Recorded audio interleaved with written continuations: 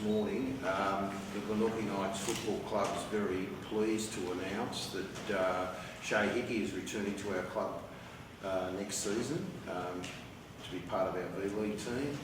We're really thrilled to have him back at the club. We're welcoming him back to the Knights. He's been away for a few seasons. Part of our reason of trying to get Shae back to our club has been to strengthen our leadership at the club. We know that he's come from a very successful club where he's had leadership responsibilities. He's also a very experienced player, and he's also got a lot of knowledge around the game. So we're looking forward to having Shae as part of our leadership group next season. Chris has been working with Shae for a long while and trying to get him back to come back to our club. We're a very young club, very young team, and we just wanted to get some people back with experience. Also, part of it is Shae comes from a club with winning culture, and we think that that's going to rub off on our club as well. Paul, how many years have you talked to that you've been trying to get hold of Shae? 2 or 3 seasons since Chris came back to the club as our coach. We've been talking to Shae and trying to win him back to our club. Well, they joked about a big sign-on fee, but what was the real reason you've come back to Glenorchy? Glenorchy Knights is a club that I've always had a lot of respect for. I played for Glenorchy Knights for 4 or 5 seasons when I was coming up. It's the first club that I played senior football for, and Chris was the first senior coach that I worked with. And so coming back now at this stage of my career fits the narrative really well for me. And I think it's a really exciting time for football in Tasmania and also for Glenorchy Knights. The league took some major steps forwards last year, and Glenorchy Knights took some steps of their own, and it was a really positive season for them as well. I think that they've laid a really strong foundation now for us to go and have a successful year this year and really take the league by storm. Was having Chris as coach like a big bearing on the decision? Chris was a massive part of why I decided to come back to the club.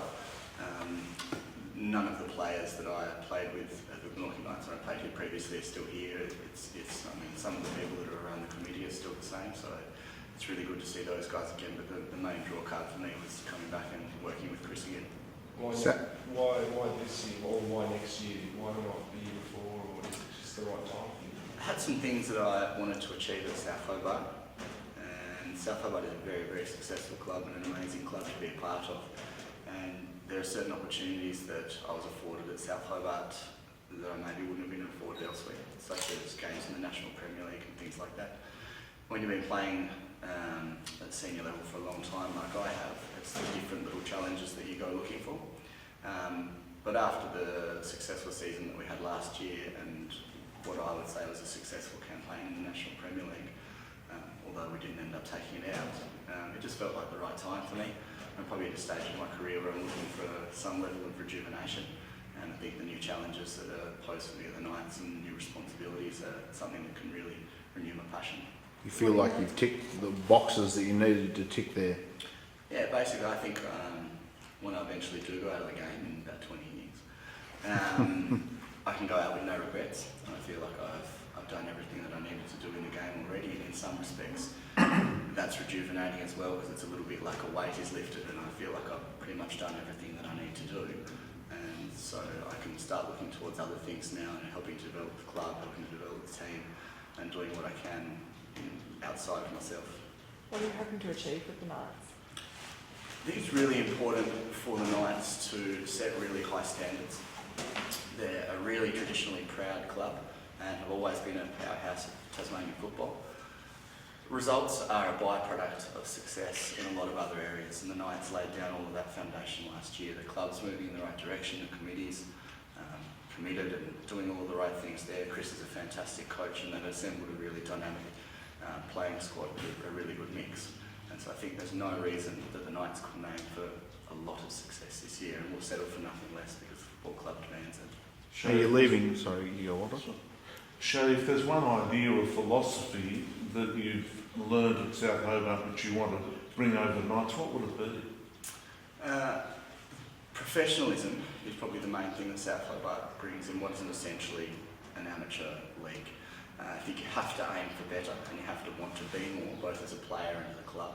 and that's something that South Hobart does. It has really lofty expectations of where it is and where it can be, and you have to do that. And so I think the Knights have to aim for better on the field, off the field, and always do that. I think Tasmanian football for about a decade slumped into an area where they were happy to settle for mediocrity, and I think it's time to pull our fingers out and take it forward now. Do you leave South on good terms? I leave South on fantastic terms. I spoke to the club and made them really clear about what I was thinking and why I was making the decision, and made peace with all the people there that I needed to, and I went along to watch them play last night and spoke to all the people there, and everything's still on really good terms. And I think they understand that it's not so much that I'm leaving South Hobart, but more that I'm joining the Knights. Ken Morton's always reminded me of a bad guy in a Guy Ritchie movie. You think he's got a trick or two up his sleeve for you over the next couple of seasons? Yeah, Ken's a bit of an enigma. I'm sure he'll do something miraculous this year, and they will yet again be the yardstick as they always are. I can't imagine him being part of anything that wasn't aiming for top honours. So he'll pull a rabbit out of a hat somewhere. Winning so much at South Hobart, how hard is it to leave? It was really, really hard, and it's something that Chris said, he's approached me for a few years now. And obviously, any time that you're getting an offer from another club, I think you owe them the respect to consider it.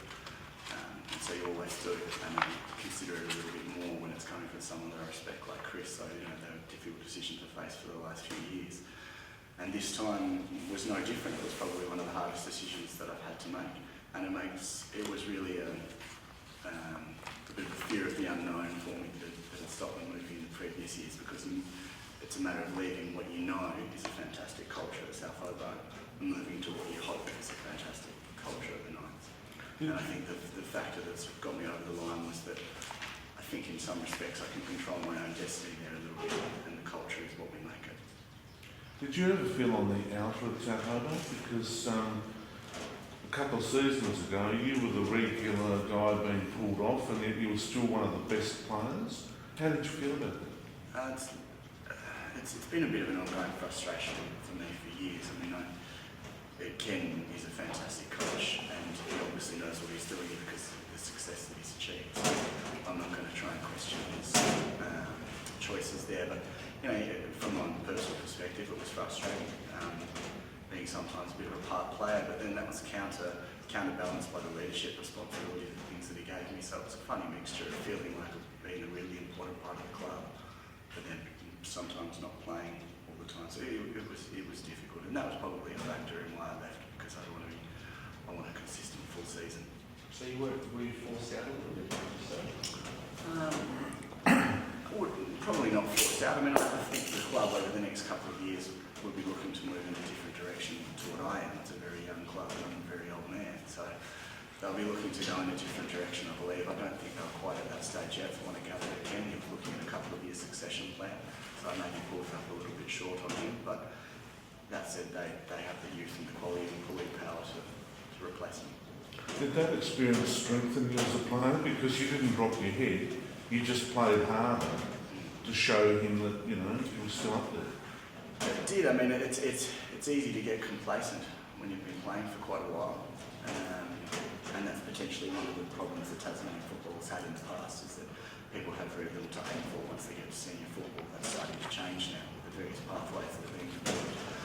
So the ongoing challenge for me was to get on the field. And so, it makes you train harder and play harder. And you can go in a couple of ways. You can drop your head and sulk and deteriorate, or you can work harder and get better. And I worked harder and didn't necessarily get better at working hard. So what's it like to have the dual captaincy as well with Jay? It's really good. Jaden's a fantastic player and a really deserved medalist last year, for the best and fairest perspective. Jaden's somebody that I have a lot of respect for, and I think will make a really good team, because he's a lot of the things that I'm not. He's incredibly athletic. He already has a really good rapport with all of the players. He leads by example, is very disciplined, and his attitude is exemplary. So I think that Jaden and I working together is going to be a really, really good partnership, and also Sam Johnson and other people that are in the leadership group as well will form a really good team. Chances are you won't be pulled now, because you've come to this club and you'll be one of the leaders. Is there a danger that you'll become complacent? I think the different and renewed challenges that we're facing this year at the Knights will bring that. I'm actually feeling really motivated to try and be a part of something. I think the club is building and growing. It's an opportunity to have a real impact this season, both on the field and off the field, and really take this club back to where it belongs. So I think there's going to be enough of a driving force behind me to make sure that I don't get complacent. Chris, you're going to have to listen to Shae talk about his game and soccer in general to show how I guess mature he is. Is that a big part of why you wanted him back?